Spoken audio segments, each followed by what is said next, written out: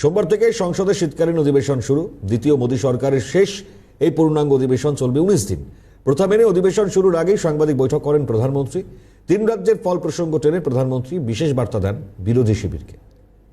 होने की जरूरत नहीं है, लेकिन कृपा करके बाहर के पराजय का गुस्सा सदन में मत उतारना। দ্বিতীয় মোদী সরকারের শেষ পূর্ণাঙ্গ অধিবেশনের প্রথম দিন প্রথামাফিক বক্তব্য রাখলেন প্রধানমন্ত্রী নরেন্দ্র মোদী। প্রথমেই থেকেই তার সুর ছিল চড়া। প্রথমেই তিনি বলেন যে দিল্লিতে শীতের ঠান্ডার আমেজ এখনো সে না পৌঁছালেও রাজনীতির উত্তাপ কিন্তু বাড়ছে। তারপরেই প্রধানমন্ত্রী সরাসরি চলে যান 3 রাজ্যের ফলাফলে বিজেপির বিপুল সংখ্যাগরিষ্ঠতা নিয়ে বিজয়ের প্রসঙ্গে। পরাজয় রাগ সংসদের উপর তুলবেন না, বিরোধী শিবিরকে বার্তা প্রধানমন্ত্রীর।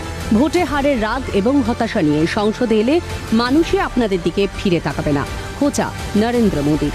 নেতিবাচক রাজনীতিকে মানুষে প্রত্যাখ্যান করেছে।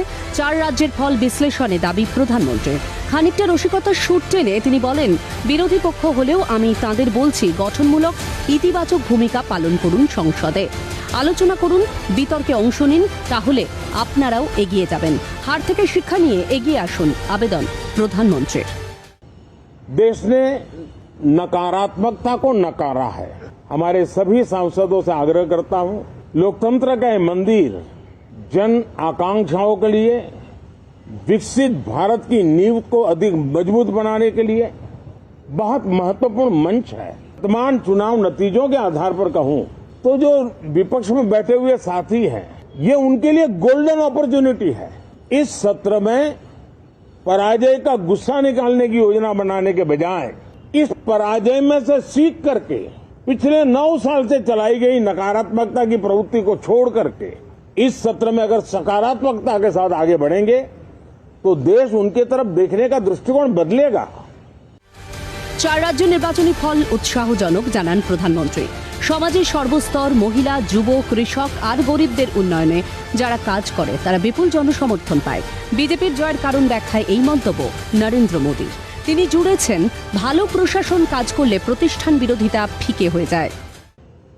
सभी समाजों की, सभी समूहों की, शहर और गांव की महिलाएं, सभी समाज के, सभी समूह के, गांव और शहर के युवा, हर समुदाय के, समाज के किसान और मेरे देश के गरीब, ये 4 ऐसी महत्वपूर्ण जातियां हैं जिनका एम्पावरमेंट, उनके भविष्य को सुनिश्चित करने वाली ठोस योजनाएं और लास्ट माइल डिलीवरी, इन उसूलों को लेकर के जो चलते हैं उन्हें भरपूर समर्थन मिलता है। এদিকে সংসদে শীতকালীন অধিবেশন শুরুর দিন বিরোধী শিবিরকে দেওয়া নরেন্দ্র মোদীর পরামর্শ ঘিরে তুঙ্গে রাজনৈতিক চর্চা। কংগ্রেস সাংসদ তথা লোকসভার দলনেতা অধীর চৌধুরীর প্রশ্ন, কর্ণাটক আর হিমাচল প্রদেশের ফল ঘোষণার পর মোদীজির এই জ্ঞান কোথায় ছিল? 3 রাজ্যের জয় বিজেপির জয় নয়, বরং মোদীজির জয়। ওদের আর কোনো নেতা নেই, কটাক্ষে সুর অধীর চৌধুরীর গলায়। कुछ दिन पहले कर्नाटक में चुनाव हुई थी, हिमाचल में भी हुई थी। उस समय मोदी जी की यह ज्ञान कहां थी पता नहीं। अभी जीतने के बाद सारे ज्ञान उभर कर आ रहे हैं। अच्छा है, बीजेपी जो कह रहे हैं प्रधानमंत्री के अलावा उनके पार्टी का कोई है ही नहीं तो क्या करे। एक ही मोहर है प्रधानमंत्री और मोदी जी, और मोदी जी की तिलस्मी पे चलने वाला पार्टी है। तो ये बीजेपी की जीत नहीं, मोदी की जीत है। ये बीजेपी अगर माने तो ठीक है। শিবসেনার উদ্ধব অংশের সাংসদ প্রিয়াঙ্কা চতুর্বেদীর অভিযোগ, বিজেপি সাংসদরা কাজ করতে দেন না, বিপক্ষকে আলোচনার জায়গা দিন, তাহলেই গণতন্ত্রের জয় হবে।